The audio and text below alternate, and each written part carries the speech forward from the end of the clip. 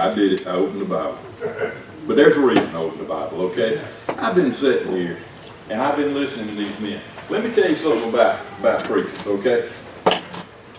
Preachers sometimes are very cautious, and I'm going to tell you what I'm talking about, and I'll give you a little story about this week.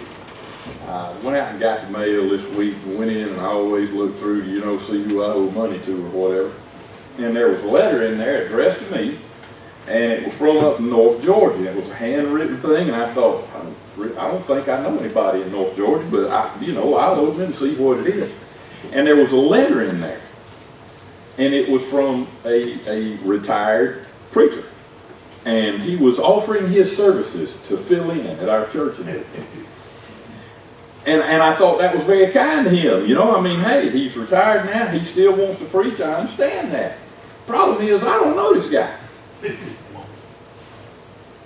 I don't know what he preaches.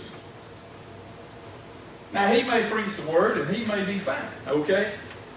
But I don't know that. I might need to find out a little bit more about him before I invite him to preach, okay? Because I'll be honest with you, I feel like it's my responsibility to make sure that the word is preached of him. Amen. Okay?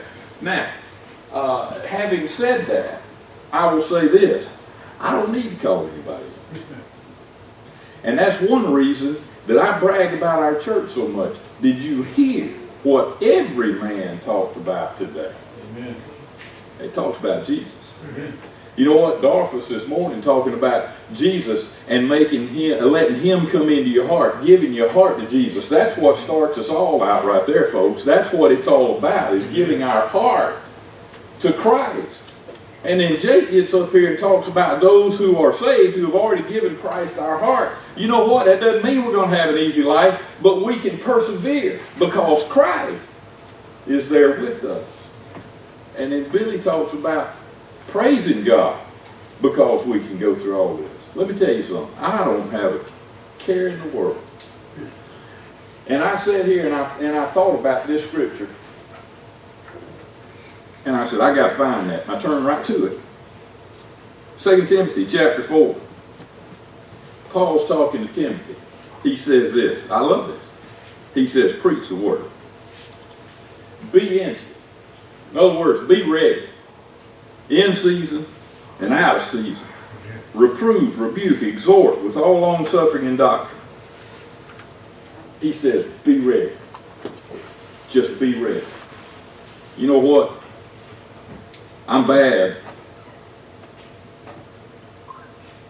about walking around keeping extra sermon notes in my Bible. You know why I do that?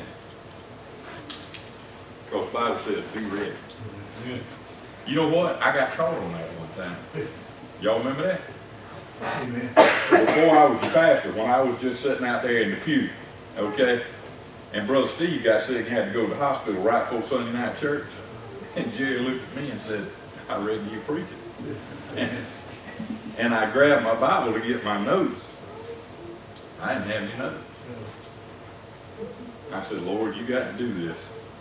And I thought about a scripture and turned to it. And I'm going to tell you, it was just God. I don't know how I got through it, but I did. It was the Lord that did it. But let me tell you something. The reason I brag about our church so much is because we got men that are ready, that can stand up here and take it if they need to take it. And I praise the Lord for that. And I'm like Billy, I want you to know I love everyone. I do. Y'all have been so good to me and my family. And we just praise the Lord every day for it. And we want you to know that we love you. But you know what? As much as I love you, there is somebody that loves you more than that's you. I'm going to ask our musicians to come. We're going to sing just a verse of an invitation. If you feel led to come and pray or whatever, or have someone pray with you, it doesn't matter. Whatever God leads you to do, you come as we stand and as we sing.